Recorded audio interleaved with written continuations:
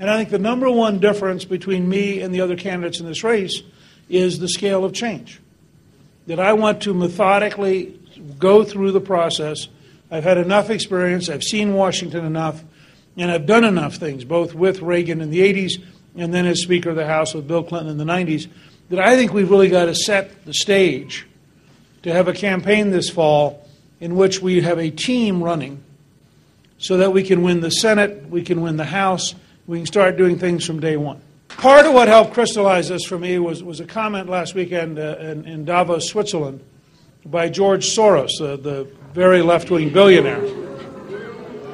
And Soros, you can see this if you go to newt.org. Soros did an interview in which he said, it really doesn't matter to him whether it's Obama or it's Romney, because there's not that much difference. He said the personalities are different, but he doesn't care. And I think the reason he doesn't care is that Governor Romney doesn't represent profound change.